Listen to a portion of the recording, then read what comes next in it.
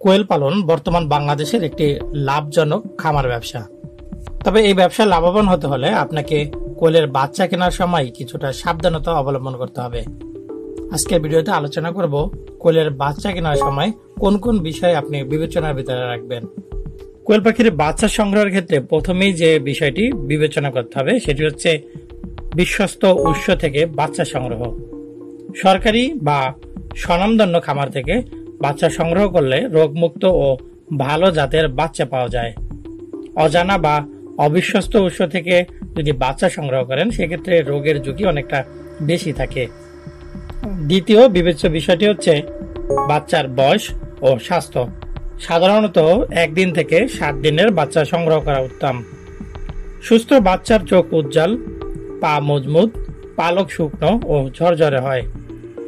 অসুস্থ বাচ্চা দুর্বল, নিস্তেজ, চোখ আধা বন্ধ থাকে এবং পালক ভেজা বা মলিন থাকে।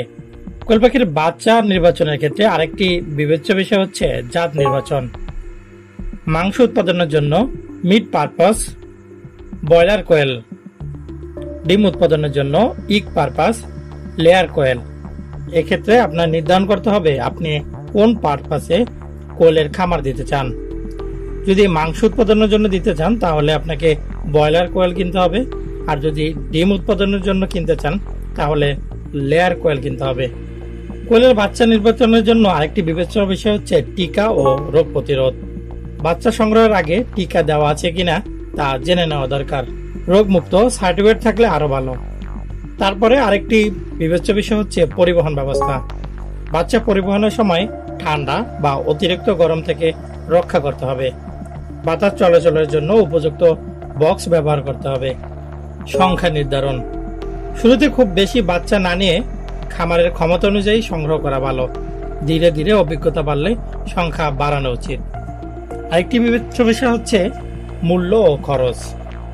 বাজার দর যাচাই করে যুক্তিসঙ্গত দামে সংগ্রহ করা উচিত। অতিরিক্ত সস্তা বাচ্চা সাধারণত মানহীন বা অসুস্থ হওয়ার সম্ভাবনা থাকে।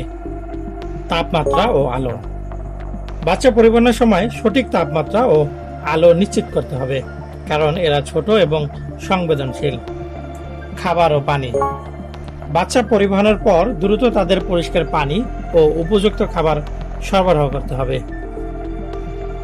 আরো কিছু অতিরিক্ত বিষয় বিবেচনা করতে হবে, যেমন পরিষ্কার পরিচ্ছন্নতা।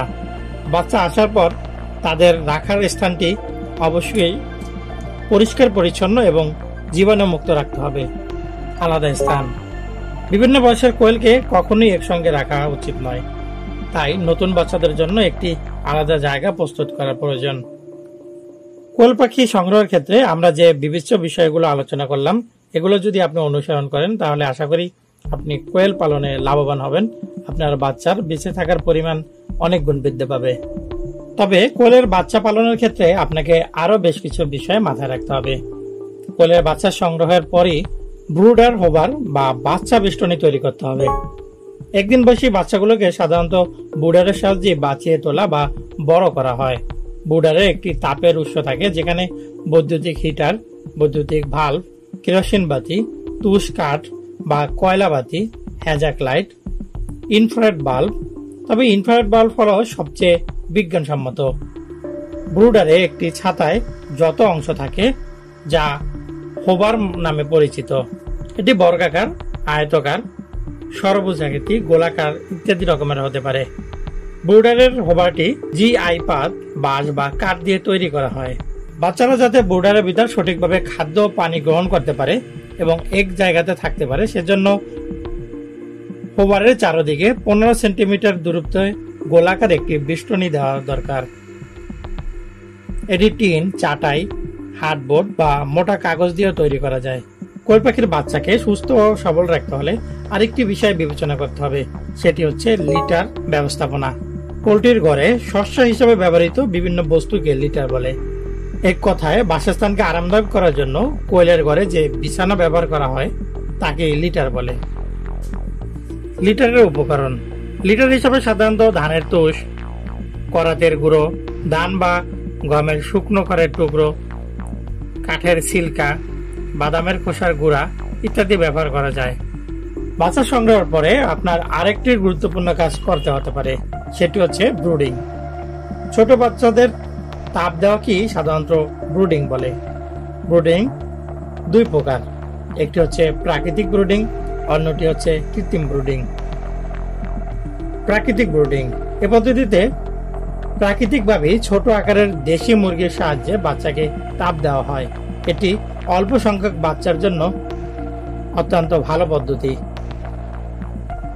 কৃত্রিম ব্রুডিং মুরগির সাহায্য ছাড়া কৃত্রিম পদ্ধতিতে ব্রুডারের মাধ্যমে বাচ্চা তাপ দেওয়াকে কৃত্রিম ব্রুডিং বলে। কৃত্রিম ব্রুডিং এর মধ্যে রয়েছে লিটার ব্রুডিং, ঠান্ডা ব্রুডিং, উষ্ণ ব্রুডিং, ব্যাটারি বা খাঁচা ব্রুডিং। বাচ্চাগুলোকে ব্রুডিং করার সময় কিছু মূলনীতি মেনে নিতে হবে, যেমন সঠিক তাপমাত্রা, পর্যাপ্ত আলো, বায়ু চলাচল ব্যবস্থা, বাচ্চার ঘনত্ব, খাদ্য ও পানি ব্যবস্থাপনা, স্বাস্থ্যসম্মত পরিবেশ। কোলের বাচ্চাগুলো খামারে আনার সাথে সাথে আপনার খাদ্য ব্যবস্থাপনাও সঠিকভাবে নিশ্চিত করতে হবে। প্রতিটি পাখির জন্য পর্যাপ্ত খাদ্য ও খাদ্যপাত্র সরবরাহ করতে হবে। বিভিন্ন পুষ্টি উপাদান সমৃদ্ধ সুষম খাদ্য সরবরাহ করতে হবে। নিম্নমানের ফাঙ্গাস পড়া ভেজাল খাদ্য খাওয়ানো একদমই উচিত নয়।